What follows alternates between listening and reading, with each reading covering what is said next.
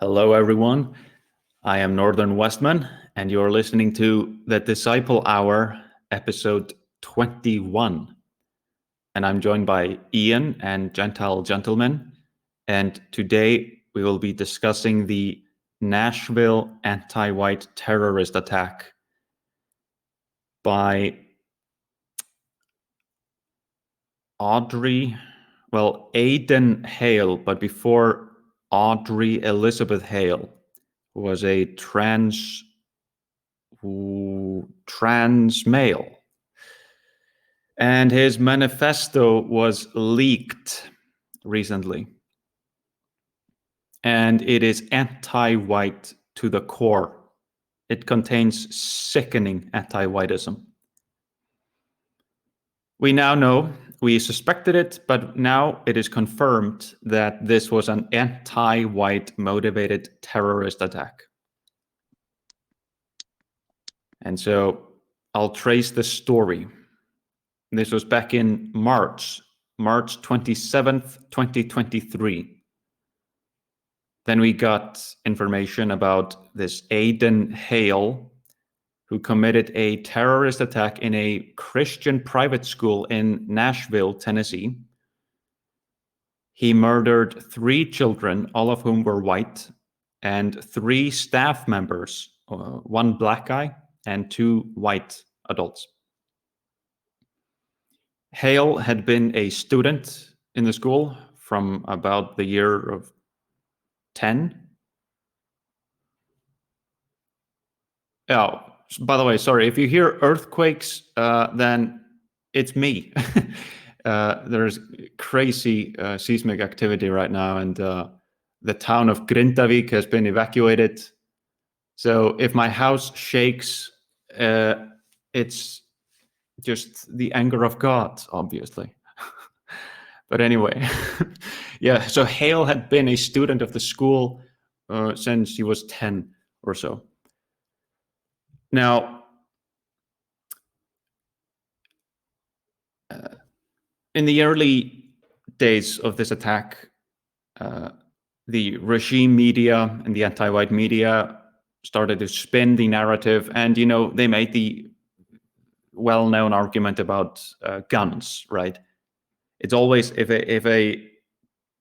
an anti-white commits a terrorist attack, then they will frame it about gun ownership, and they will try to take away our right to self-defense. And that was the case here. This was not a white villain. Then they would have made it about quote unquote white supremacy, of course, as in the Buffalo attack. But they also made a lot of noise about how he was supposedly misgendered by the police. But anyway, that was all smokes and mirrors. They probably knew from the very beginning that this was anti-white motivated, because they did say that they found his diaries, and that they were gonna publish it once they quote unquote knew what was going on, or knew his real motive or something. And of course we know that is a lie, because they kept it hidden for 7 months until someone in the police force leaked it to none other than Steven Crowder, the gatekeeper comedian. I mean, this guy brags about being a gatekeeper. And this guy is not a good guy, folks. But anyway, I will give him credit here, we're due, because he made a lot of noise about this anti-white manifesto or diary on his show. And it was streamed on Rumble a few days ago, like November 6th, or I can't remember exactly, but See, here's the thing. I can't repeat the things that were said in this manifesto because the ear is against the door. I just cannot repeat them here. But know that they were beyond anti-white. The murderer fantasized about murdering white babies and called them slurs. He complained about their so-called white privilege. And he complained about their quote-unquote fancy or expensive cars, even though the children were all 9 years old. And he complained about their khakis, pants. And it was just an anti-white dribble.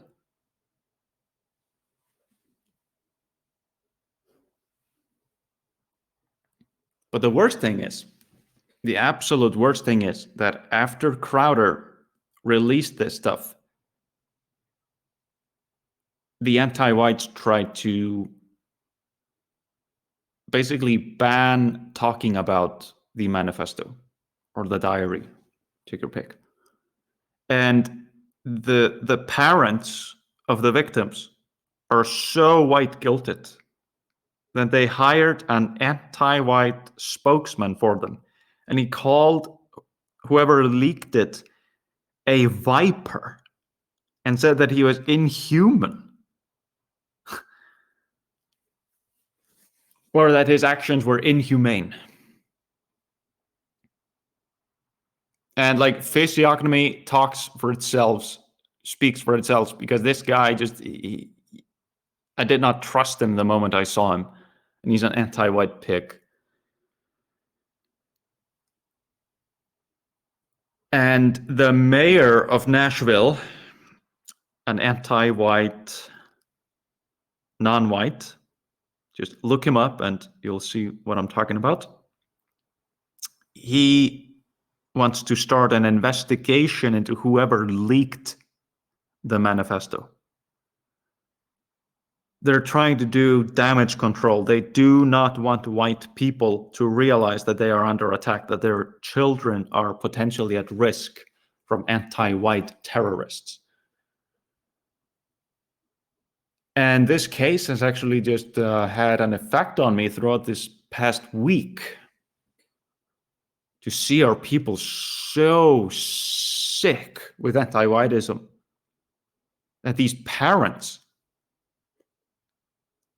they know that their children were murdered because of anti-whitism, but they're still gonna villainy signal how anti-white they are. That's the sickening part. And it makes me furious. So guys, do you want to jump in? Yeah, I mean, I think this whole thing just proves that, the thing they fear most is white people who stand up for themselves, because they have to pull out all the stops to suppress it. I mean, it's like they're more angry that, the anti-whiteism was exposed than that the shooting itself occurred. I mean, excuse me, just and oh, sorry. So I mean, I think that another thing this proves is that just when people talk about how words are a precursor to violence, they're right. I mean, this would not have happened if it were not for the prevalent anti-whiteism in our society, because, I mean, the constant dehumanization of our people, the constant, these talking points such as quote unquote white privilege, which is basically a conspiracy theory that we're all working together to help each other when we're the least in-group preferential of all races. It's just a pretext. It's just an excuse they come up with for the success of our people, and it's used as a pretext for denying us rights, denying us any sort of privileges that we earned. And when these meme pathogens are seeded into the general public consciousness, they can easily become a justification for violence. And I mean, you won't see anti-whites or like when when sorry, I'm stumbling here today. The concept of privilege is really an accusation, because implicit in it is the idea that you have something that you didn't earn, and therefore you don't deserve to have it.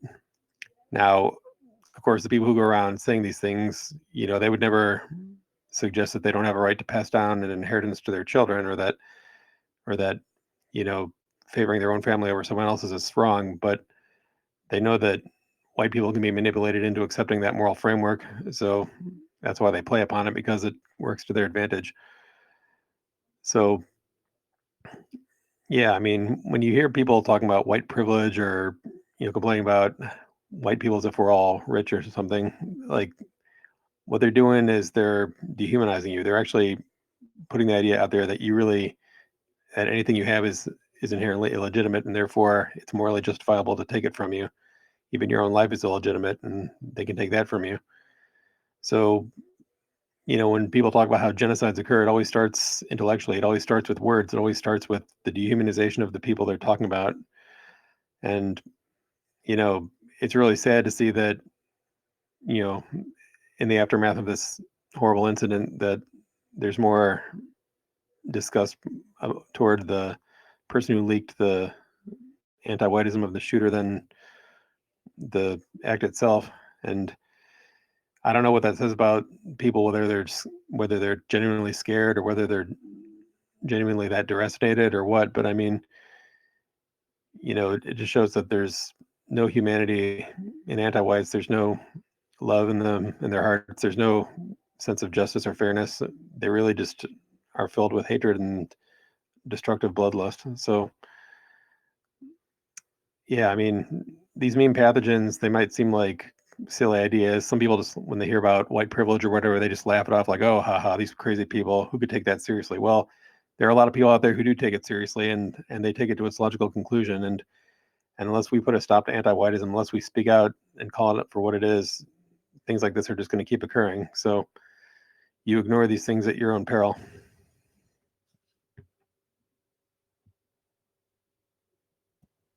Well said. Yeah, absolutely. And the big thing here that we really have to, pay attention to, and what is so shocking about it, is the lengths they're willing to go to hide it. Like you said, Westman, they kept this manifesto for 7 months. They were done reading those diaries in a couple days. So they were never going to share it. They were just hoping that everyone in the world simply forgot about it. And 10 years from now, we still never would have seen these things had the officers not leaked it. And a couple of updates. They know who leaked it. Those people have been fired. They've lost their jobs for what they did. They haven't made it public. Who did it yet? I don't believe that I've seen their names, but they have said that people have been fired because of it. So I'm pretty sure they have a good idea about who. And that's another interesting aspect as well. If we remember, when the Roe v. Wade case was being decided by the Supreme Court, before the decision was made public, someone leaked that decision that they were going to overturn Roe v. Wade and let the states decide whether or not they were going to allow abortion. The person who leaked that didn't lose their jobs. They didn't go to jail. Nothing happened to them at all. They were able to leak it, and there was no issue. And now these people that have leaked this manifesto, they're not only have they lost their jobs, but they're probably going to file charges against them. They're probably not going to be happy with just kicking them out of their jobs. They're probably going to send them to jail. They're going to find some law somewhere that they broke by doing this, and they will make sure to punish them to the fullest extent of the law. And that's another thing we really have to keep in perspective with this case as well, is that anytime they can use a shooter's manifesto or possible motives or social media history to try to say that they were anti-white slur racist, anti-white slur nationalist, all this other stuff, they will do it and they will run with it. even if it's not true, even if their evidence for saying that they are those things is very, very weak, they'll still run with it because that's the narrative they want to push. Whereas in this case, it was obviously anti-white once you look into the diaries, and they try to cover it up. They don't want people to know that there is, this other side, to this issue. They want to overinflate and create out of thin air this idea that white people are, just at the boiling point where they're just going to start slaughtering everyone, when it's not at all true. And they will cover up and minimize the opposite end of that spectrum. If we remember last year at Christmas, there was that man, a non-white anti-white, who drove a pickup truck into a crowd of people at a Christmas celebration. They were all downtown looking at the lights and the decorations, and he drove a pickup truck into a crowd of them, running over men, women, and children, and killing, I believe it was 25 people. I might be wrong with the number. Correct me if I'm wrong, but it was roughly 25 people. And for weeks and weeks, they were running cover for this guy about, oh, well, he's just mentally ill. It had nothing to do with race. Oh, this guy just had problems. Like, they will downplay it to the max and make every excuse in the book when it does not fit their narrative. And this is a prime example of that. And the other part of this that we take from this too is, guys, that this was this was a white person. This was a self-hating anti-white, and the danger that self-hating anti-whites pose. This person, so Audrey, she was born a female, so it was a woman who was trying to, become a male and identify as a man, but was born a girl, and she attended the school that she attacked. So she was very familiar with it. When I believe she started attending there when she was 8 or 10, went there for a few years and then stopped attending. So it was a good 15 years since she had even been in that school. But it was a school she was familiar with, a school she knew. And there were pieces of the manifesto that were also anti-Christian. Like you said, it talked about, things like white privileged and other standard anti-white ideas were talked about. There was also a page that she was complaining about their mop colored hair because a lot of the children at the school apparently were blonde. Um, but also, there was this anti-Christian, feeling throughout the diaries that basically, like, it's Christianity's fault that I can't be a man. There's this tone here, and this is something else that we have to remember. The reason why they're pushing homosexuality and these other things on white children so hard is because they can get non-whites because they're already not white. So if they paint white people as their enemy, like, oh, white people hate you because you're black, or they hate you because you're Asian, or because you're Hispanic, and they hate you because you don't speak their language, they can easily turn those people into anti-whites because they have a different identity. So what do they do to make whites self-hating anti-whites? Now, we know about white guilt, but LGBT, these homosexual lifestyles that they push on white people, that is a way to give them an identity that is separate from being white, so that they can still turn and say, yeah, these darn, white Christians, they don't like me because I'm trans. And this white person was turned into a self-hating white because of this identity, this extra identity that was pushed on them and that they adopted, that was separate from other white people, which became a motivator for this attack. And that's something that a lot of parents need to be wary of. They're pushing these identities on your kids so that they can then take that identity and drive a wedge between you and your kids, or other white people and your kids. Any white person who doesn't tell them, like, yeah, you should totally engage in all of these unhealthy, sexual lifestyles, they immediately become the white enemy.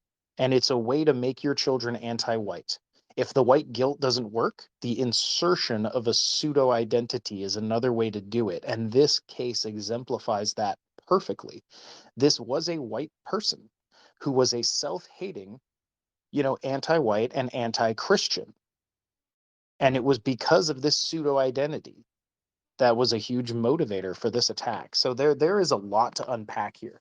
Much more to unpack than if this had just been, an angry non-white anti-white, who just believes all the, the anti-white slurs about racism and stuff. That's easy to understand. We can all understand that fairly easily. But this self-hating anti-white who is also white, this really shows you the layers of, how these pseudo identities can affect your children and can drive a wedge between the way you tried to bring them up, and who they are now as adults. So a lot to unpack there. Indeed, quite a bit. But I do want to point out that we talked about it in one of our podcast episodes. The title is something like "The Department of Education in Iceland Goes Full Anti-White," where the Department of Education here blamed the white race for the genders being two. And so, Icelanders are not inventing the wheel here. The anti-whiteism comes from abroad, and a lot of it comes from the US.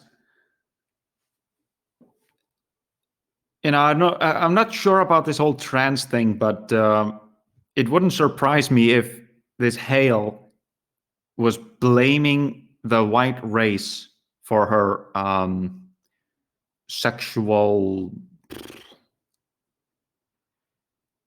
just unhappiness with her gender. Like, I'll just put it that way. It wouldn't surprise me if she was just blaming, just venting out, just like a cornered animal, just going frenzy. But I did want to mention that in this manifesto verse, she did mention she prayed to God to take away her anxiety and fill her with wrath instead. So that was quite interesting to me. Yeah, I mean, I think a lot of people who are raised with some sort of religion, they tend to maintain a sort of spiritual outlook for things, but it's like all these people who say like, well, I like Jesus, but I don't really like religion or that kind of stuff, which, that's a separate issue in some ways that could be discussed. But I mean, like, I think a lot of people, they like the spiritual aspects of Christianity without necessarily the moral requirements of it. So she maybe, if she had a religious upbringing, she might have maintained some sensibilities from that. But to me, I would kind of doubt she was a true Christian in any sense. If she identifies as transgender um, or would commit this atrocity.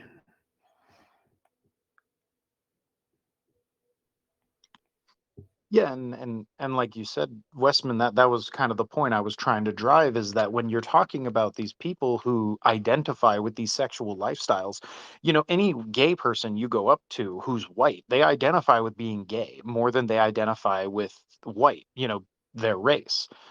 Um, and you go to non-white gays and it's a binary where they're like, oh yeah, I'm black but I'm also gay, I'm a gay black, they splice it together.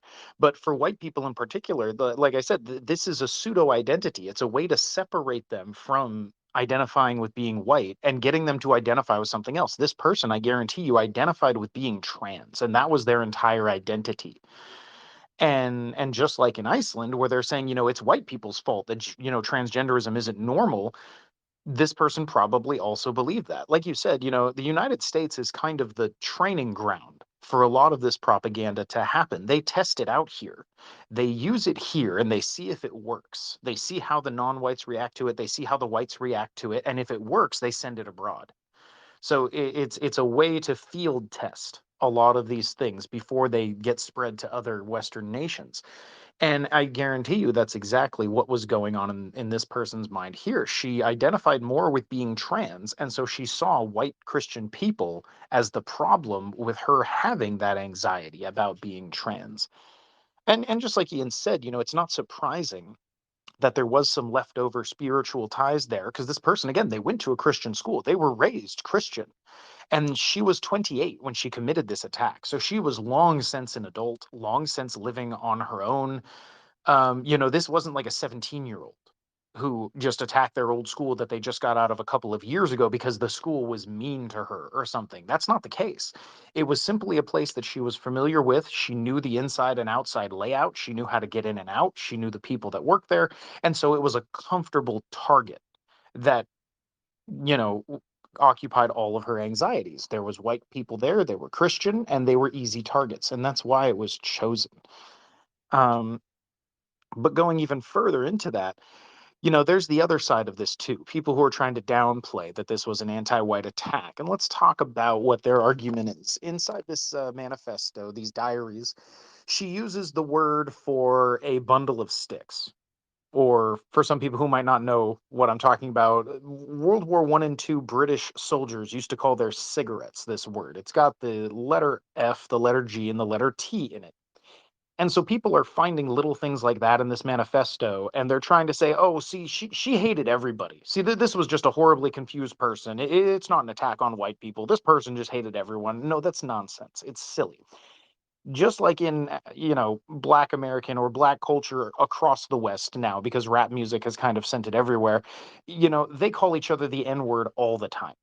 It's not a big deal to them. They say it to each other. And in the homosexual community, they say the F word to each other all the time, especially if they're arguing, and you want to, kind of like poke at somebody. They use that word with each other all the time. So for a homosexual, person on the LGBTQ side to use that word, that doesn't mean that they hated gay people. Like, that's just silly. And they know better. The people who are making this claim, they know that that's not what that means. There's tons of gay people that can tell you they call their friends the F word all the time. And they say it in the same manner that the N word is used in their cult, in that culture. So this person didn't hate gay people. If they had some self hatred for that, again, that was more had to do with their transness. But this person didn't hate gay people. They didn't hate non-whites and all that stuff. This person very specifically was anti-white because of this pseudo identity that they had assumed, and they joined the anti-white coalition where everyone who isn't straight, white, and Christian hates everyone who's straight, white, and Christian. She simply went over to that side and was so conflicted over it that this attack happened. Um, and so, yeah, so for the people that are trying to naysay and say that this wasn't an anti-white attack, this person hates everybody, and there's no way to know their motive, that's complete BS. So don't buy into that, of course. Yeah. And then I want to talk about how she is given a pseudo identity. That's correct. They're given an escape route. If they identify as trans, well, then they don't get blamed for quote unquote white privilege and other anti-white superstitions. So a lot of whites, they go for it, and that explains the enormous increase of Gen Z Zoomers identifying as trans. That explains it, because it's white flight. It's mental white flight. They're white flighting their identity. And you see that this trans agenda, it's pushed on whites. When you see a poster boy or a poster girl of a trans person, it's always a white person. I can't think of a non-white trans, in the media. I can't think of anyone. Bud There Light. definitely are some celebrities, like RuPaul's Drag Race was a big TV show, and RuPaul's obviously, black. So there are definitely some celebrities that are non-white, but you are correct that the overwhelming majority of people going to the homosexual lifestyles and to the trans lifestyle are white children, because they are berated with that anti-whiteism. And instead of being a victim, they're, in the anti-white narrative, the oppressor. But if they come out as gay, or they come out as trans, or some other oppressed group, they, like you just said, they get to white flight from being the oppressor in the anti-white narrative to being the victim in the anti-white narrative.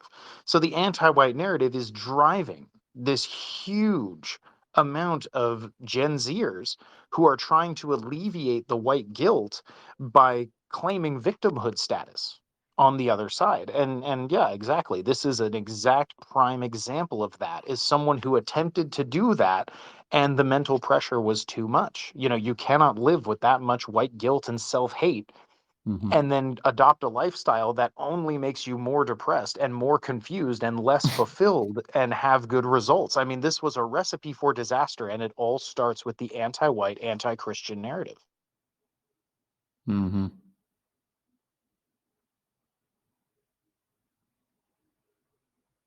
On that topic, I've seen many videos of and images of like girls before and after transitioning. They're all white. Pretty, very pretty white girls who are very attractive. Just very pretty white girls. And then they, cut off their breasts, they'll tattoo their faces, and they'll make themselves ugly because this white noir is killing them. And that was the same thing with this Audrey Hale. She wasn't ugly before. I've seen her photos. She was actually very pretty. She was like a bit nerdy, but I mean, I guess I'm a nerdy guy myself. Computer skills. Anyway, you know, uh, is a nice girl,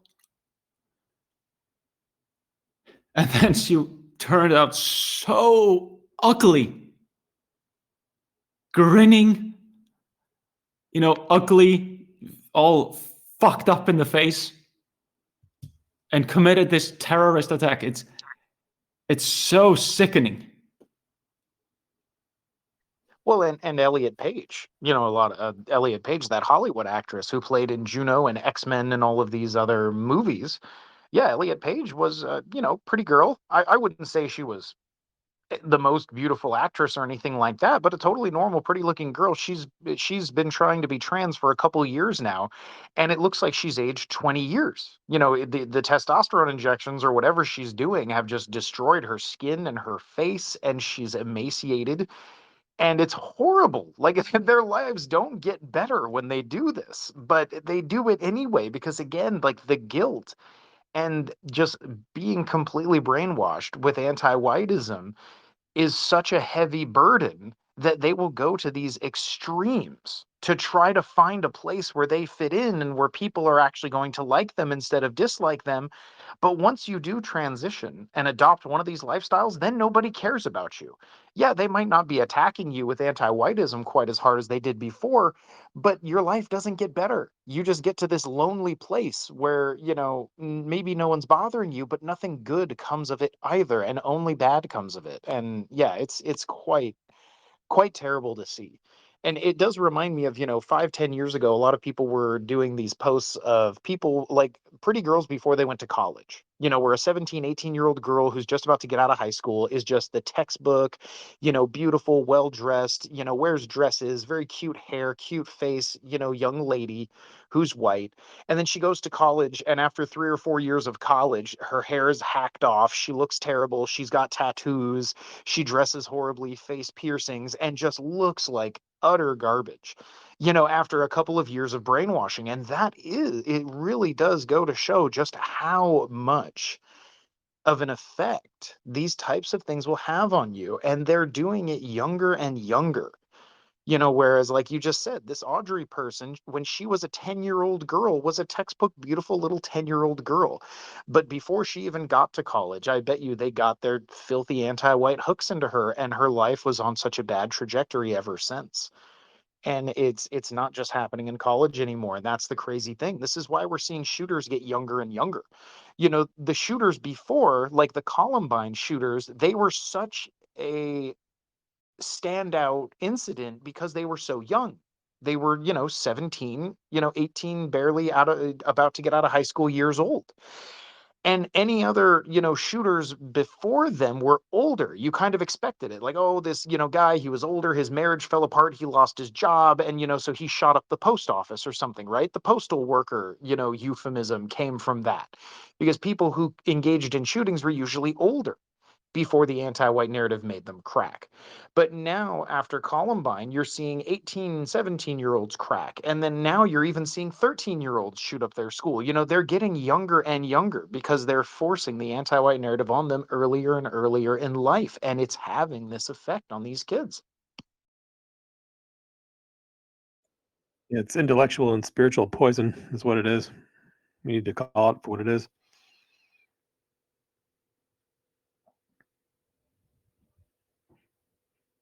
It's so evil that I just can't get over it. But the worst part is not this attack. It's the cowardice in our people. And it's just having an effect on me. It's wearing me down. Like, our people will go out of their way to claim that this was somehow not anti-white when the manifesto is anti-white to the core. It's just sickening, full of anti-white shit. Yeah, and I mean, it's also not exactly a secret that there are government agencies that, they, I guess they quote unquote counsel people and sort of prep them for how to respond to it. They say, we got to make sure that we don't foment any racial animosity for this. So, like, they kind of give people training for the victims' families, how they're supposed to deal with it, how they're supposed to talk about it publicly, and they kind of get to them and convince them that the best way is to just, not be vindictive, not to be angry, just be forgiving, be conciliatory, just um, don't do anything that might cause people to get angry about this, because the biggest threat to the system, the biggest threat to the anti-white system is white people realizing that they're being victimized and they're being attacked on the basis of their race. So they do take steps to make sure that that kind of reaction is what comes out of it. Right. I mean, they do that in many countries. I know they do it in Britain. This is why, for example, the Rotherham scandal was never really exposed until so much later on. And even after it became mainstream, nobody did anything.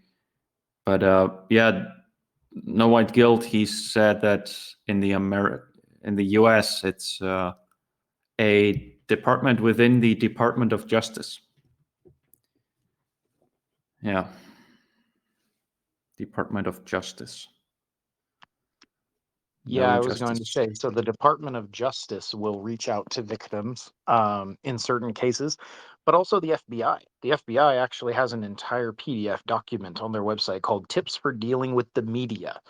And usually in high profile victim cases, a special FBI victim specialist will be assigned to the victims or their family, and they will go and counsel them on what to say. And let's not be euphemistic and beat around the bush here about what they tell these people. They don't just tell these people, oh, we would really like you to say this. What they tell them is that if you go out there and you say something that's inflammatory, and then for, let's say, a bunch of white people go and protest, or maybe a riot gets started, they'll be charged with inciting a riot. They threaten them with criminal punishment if they go out and they say the wrong things. And I know you mentioned earlier about some of these families, going out there and saying these things about, like, oh yeah, they killed my daughter, but don't you dare use it for race reasons and stuff like that. We see that all the time with these victims' families. And some of it might be driven by, their own anti-whiteism and their own, belief in the anti-white narrative and their refusal to face the facts. But another part of it too, like I said, is if it makes the news cycle, the FBI reaches out to these people and will basically tell them that if you go on like a campaign where you demand justice for them and you make it about race and someone does something bad, they'll go after you criminally. So there is Yeah. that motivation too. They coerce and they intimidate Yeah. victims and their families into not going to the media and saying things that they don't want them to say. They will go after them, and they don't do that to non-whites who are victimized. They only do it to us. No. Yep. True. Yeah, with non-whites, it's really the opposite. I mean, they're encouraged to politicize. They're encouraged to get the narrative that that non-whites are being victimized by white people constantly, and that's because that. Let's be honest, the people who run our countries, our societies, they are anti-white, and that's what they do. This is all they have to keep their narrative as the primary one, and marginalize anything that contradicts it.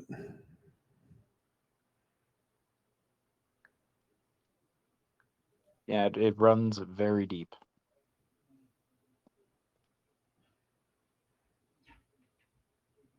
Mm-hmm. And I then, know this has Weston, been a did you pretty. have any specific examples of family members that had come out in response to this manifesto and trying to counteract it? I hadn't seen any specific ones, if you know of any cases.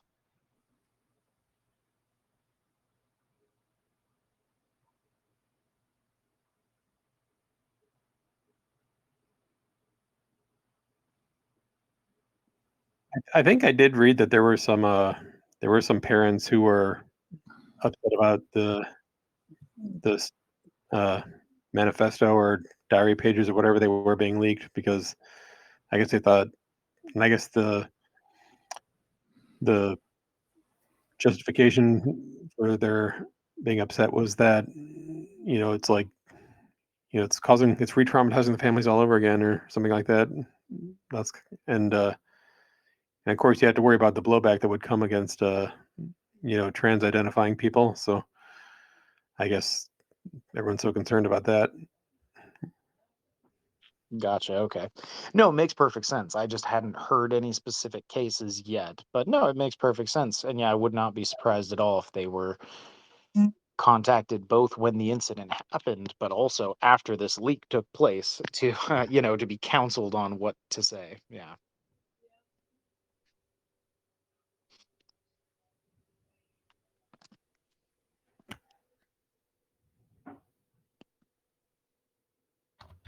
This just has to make this has to be known, and it has to be known that this anti-white terrorist attack is being treated as a hush crime by almost every single institution in the United States of America.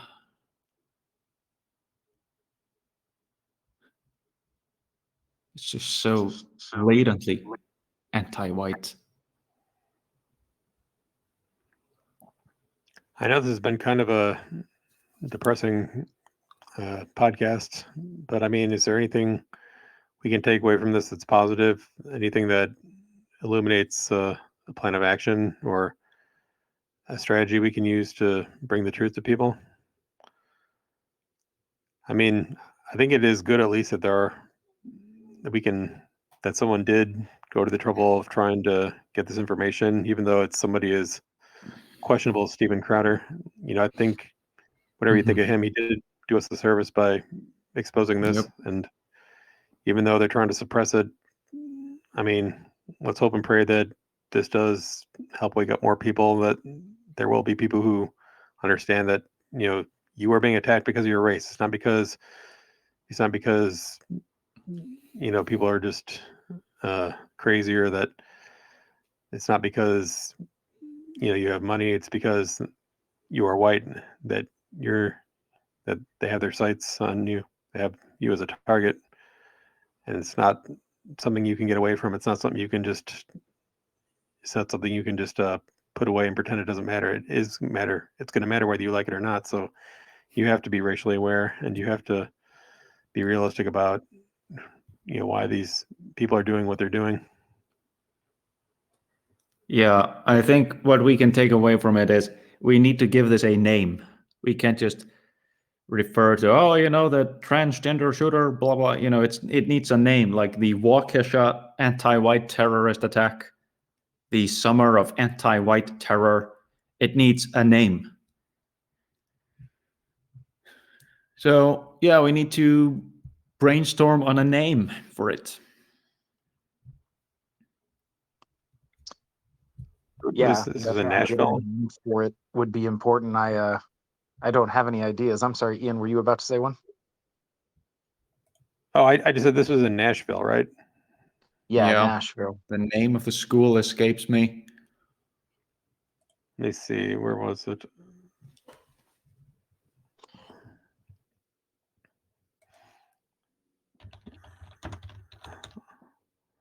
But yeah, and bringing it somewhat into, you know, let's not forget the anti-Christian, you know, fever that was around this as well. Like I said, this woman was 28 years old. She hadn't gone to this Christian school for a long time, but she still chose it as a target. And she could have targeted white people in lots of places. But there is an anti-Christian side to this as well, and for anyone, out there who is struggling, with living under this narrative and with trying to find your place in the world, God created us male and female, and he gave each of us a place, and each of us have the ability to be happy where we are and with what we're doing if only we would live the way that we are supposed to. Young women being told that they have to compete with men and that they're just as smart and just as capable as men, and that they should go be cops and firemen and soldiers and all of these other things. And then these young women get there and they can't compete with the men. They can't lift the things that they can lift. They can't run as fast as they can run. They can't, they can't wrestle or fight as hard as the men can. And the cope when they get there is, oh well, that's just because they're oppressing me because I'm female. Maybe if I identify as a male, I can be one of the guys. This whole, it started with the tomboys, right? Everyone remembers the tomboys in the 90s.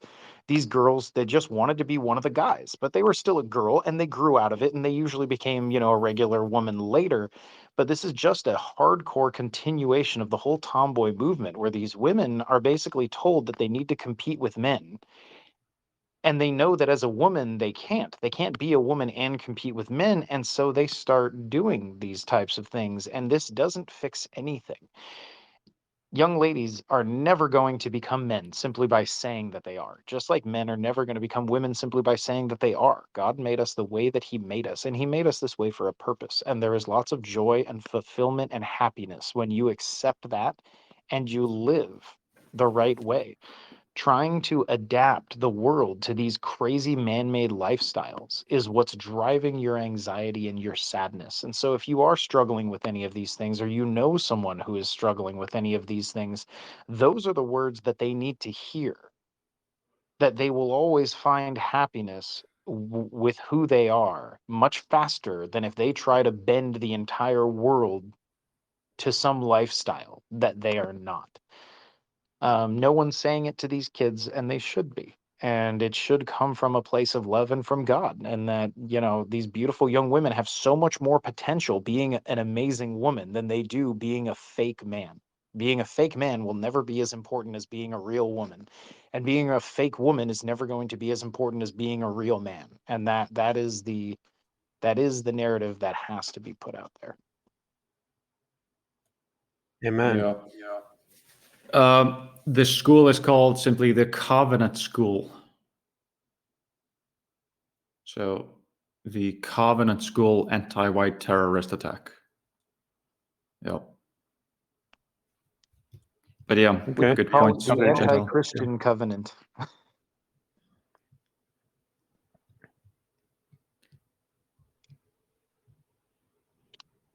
You see, here's the thing. She didn't say any explicitly anti-Christian things in the manifesto, but there were explicitly anti-white things all over.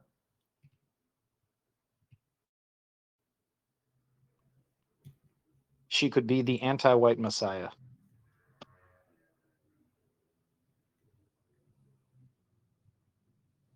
I don't think that's a good one.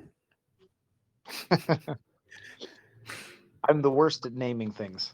The Covenant anti-white terror attack. Yeah. Yeah, the Covenant anti-white terror attack.